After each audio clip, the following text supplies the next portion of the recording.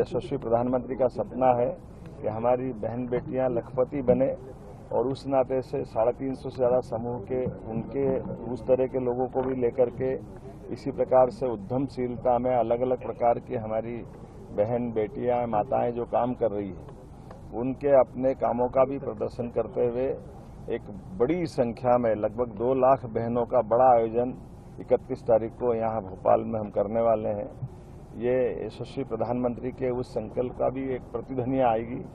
जिसमें उनने महिला, किसान, युवा, गरीब चारों पिलर्स पे जो बात की है और ऐसे में बहनों को लेकर के अहिल्या माता के जन्म जयंती से अच्छा बेहतर कौन सा समय हो सकता है। हमें इस बात का मन में संकल्प भी है कि हमारी अपनी खासकर मध्य प्रदेश के अंदर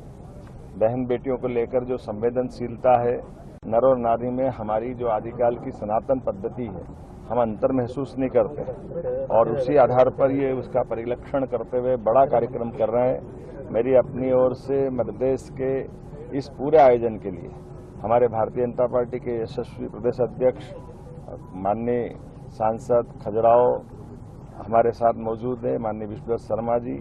वो अपनी पूरी पार्टी के साथ हम बाकी भी सभी वर्गों के साथ जुड़ते हुए आज के इस आयोजन में हम यहाँ व्यवस्था देखने भी आए, प्रबंधन भी कर रहे हैं और जैसा हमारा भोपाल हर बार एक नया रिकॉर्ड बना रहा है, हमने पिछले फरवरी में प्रधानमंत्री की मौजूदगी में GIS कराते हुए औद्योगिकरण का एक बड़ा अभियान जो बीते 1 वर्ष तक चलाया था उसका विश्व स्तर पर बड़ा कार्यक्रम किया था। उसी तरह का कार्यक्रम ये बहनों को जोड़ करके अहिल्या माता की जयंती के अवसर पर जोड़ के कर रहे हैं। यहाँ कई प्रकार की प्रदर्शनी भी लगाई जाएगी जिसमें अच्छे जो अनुभव आए उन अनुभवों का संकलन भी होगा। हमारी सरकार के भी विभिन्न विभागों में जो बहनों की बेहतरी के लिए जन कल्याण के काम चल रहे हैं, जो अलग अलग प्रकार से छोटे हमारे रेहड़ी वालों से लगा करके लघु कुटीर उद्योग,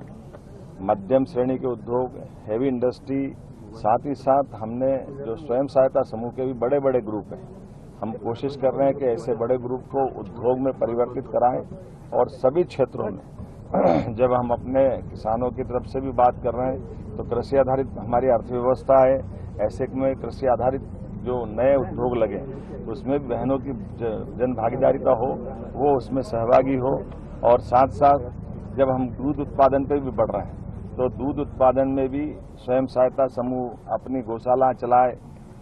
दूध उत्पादन बढ़ाए। हमारे हॉर्टिकल्चर के सेक्टर में कृषि आधारित उद्योगों के लेकर के बागवानी से लगा करके पशुपालन तक सब क्षेत्रों में,